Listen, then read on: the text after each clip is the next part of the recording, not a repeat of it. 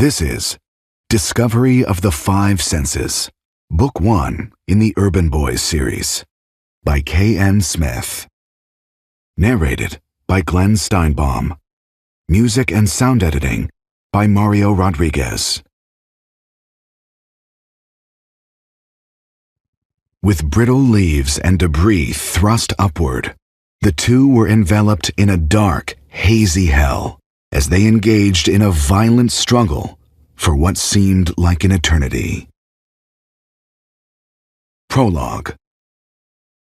An alluring midnight seeped through the preserve, where huge, wavy leaves danced beneath the moonlight. The setting was suited for a late-night encounter between two friends, but almost immediately, their conversation went awry. "We've been here and there, and everything's all right, I guess." Ross Dawson weighed his words. His eyes roamed away from his friend. "But you've changed. You're not the same." An imposing Joaquin Grayson grabbed Ross's arm, squeezing it to the point of pain. "You don't think I'm capable of leading us in the right direction, do you? We can't stay here going nowhere. I chose you to go with me. We need to stick together." His long nails dug into Ross's skin, the piercing half-moon impressions nearly bursting through. His flaming hand absorbed Ross's fear, the constricted flow of blood beating against his palm. Ross bore the numbness of his arm. "Look at you. It's like I don't even know you anymore." "We've been doing fine for almost a year." A blush wine color flooded Joaquin's cheeks. "Why do you want to cut out now?" For the first time, Ross trusted himself to speak up, to question the mounting dissension clouding their friendship. "Man, why do you need so much power?" He remembered when a youthful adventure had first brought them to these forbidden woods, a place with tales of strange happenings, mysterious noises, and unsolved disappearances, or so it was said. During that youthful adventure, they'd all changed. Then, he'd changed. And somehow, the misunderstood, glowing energy that had dripped from the huge leaves awakened a solo ambition fueled by wrought emotions. Regardless, the two friends stood firm in the dark night. Joaquin breathed deeply. As a result of Ross's questions, and while wondering what would happen to Ross's gift, he set his intention. He let go of Ross's arm and ran his fingers through his long, thick hair. He stilled his lean, muscular frame, restraining the rising tension in his body, hiding any indication of his next move. Still clutching his hair, Joaquin closed his eyes, listening for Ross's movements. He knew he would not be able to turn back. "It's on me. I'm the only one who can build a new way of life." And in the absence of even a hint of an exchange, Joaquin spun around and lunged at Ross. He grabbed him by the throat, knocking him down. With brittle leaves and debris thrust upward, the two were enveloped in a dark, hazy hell as they engaged in a violent struggle for what seemed like an eternity. Ross flared up. "Get the hell off of me!" Joaquin persisted. "What are you gonna do, Ross? Where are you gonna go?" Ross scrambled to his feet, fighting back with a blow to Joaquin's head, followed by several body punches. Joaquin stumbled and fell, giving Ross those precious few seconds required for his escape.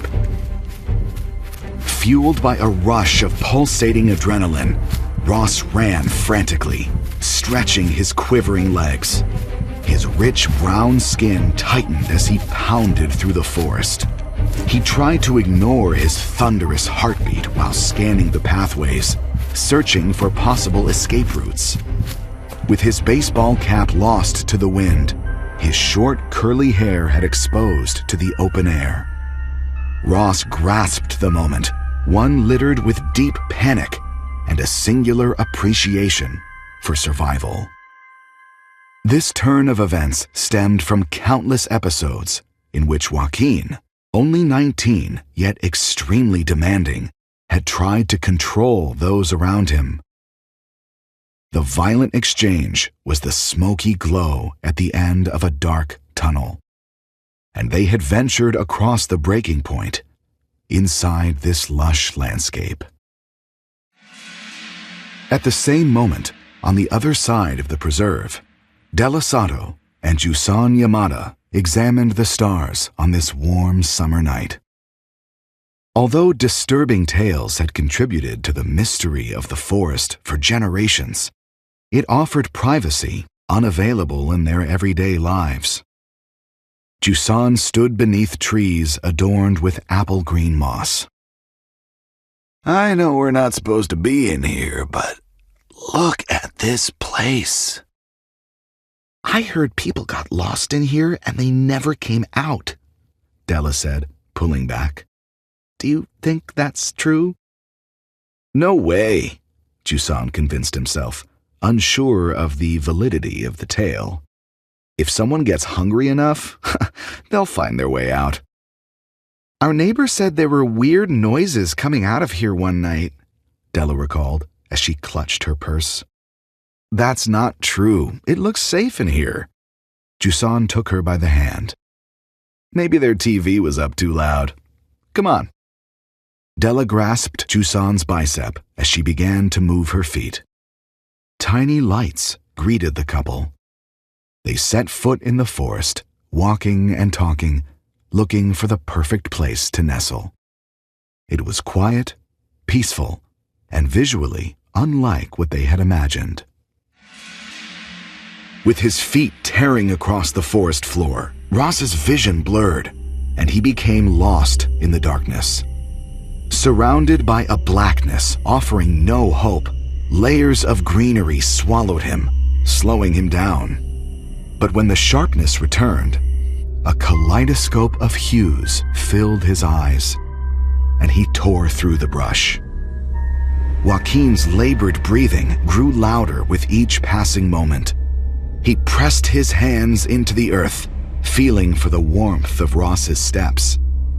He lifted his hands into the air, distinguishing wind patterns offering clues as to Ross's direction, validated by swaying leaves in the trees.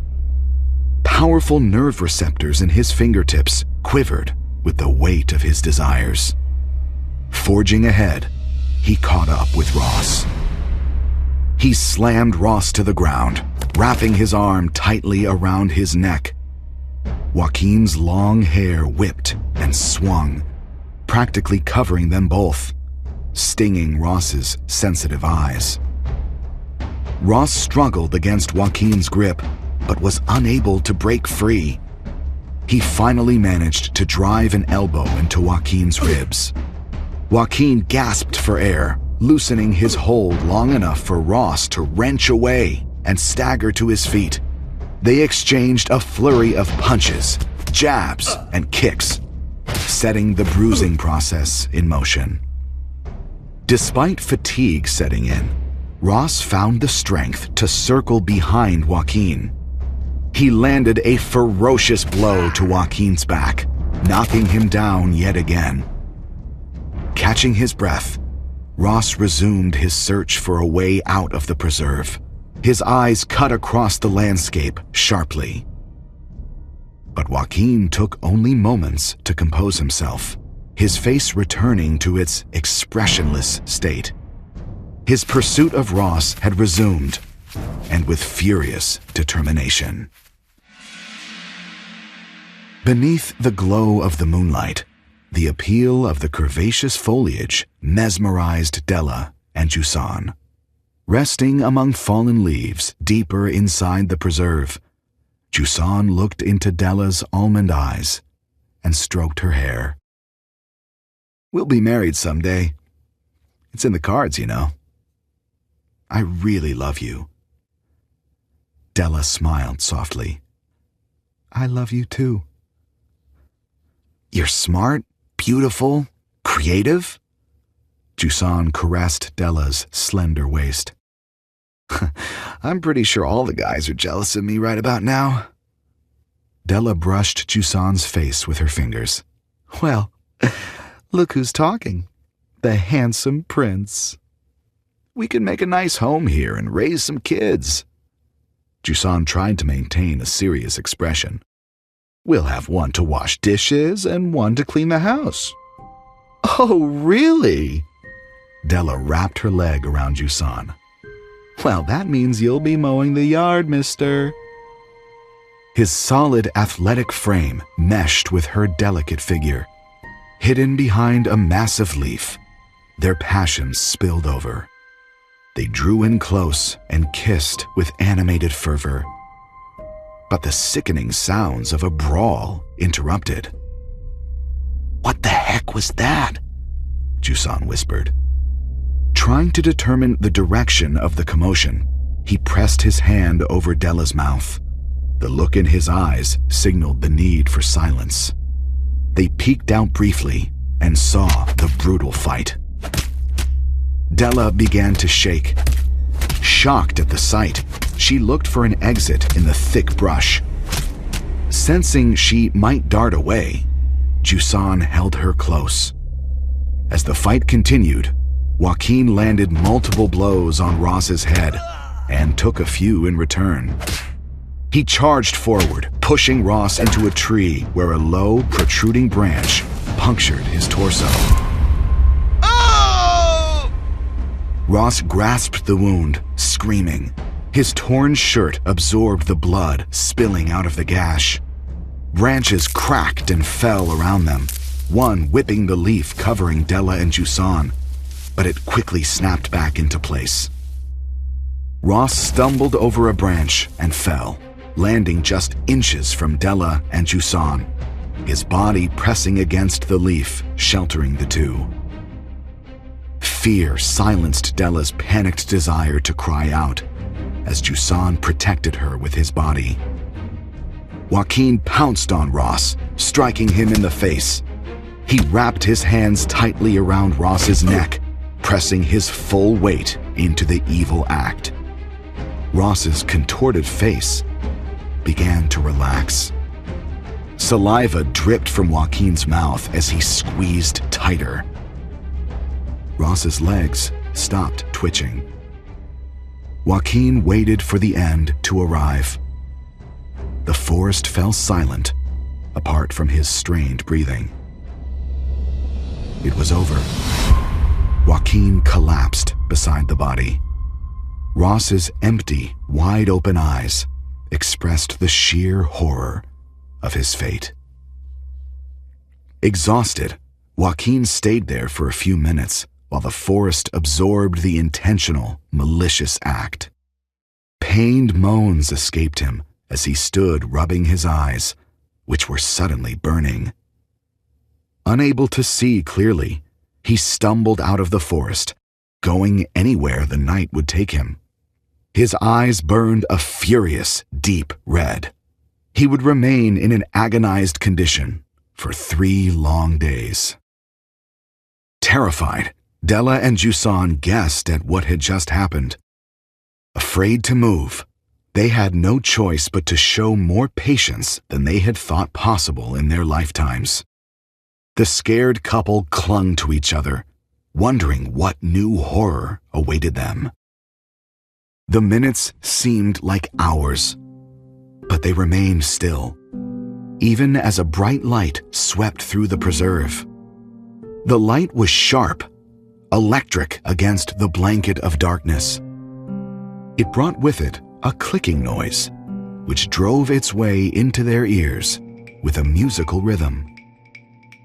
As the light zoomed in closer to Ross, it pounced against the leaf covering the two, then went dark as the clicks faded.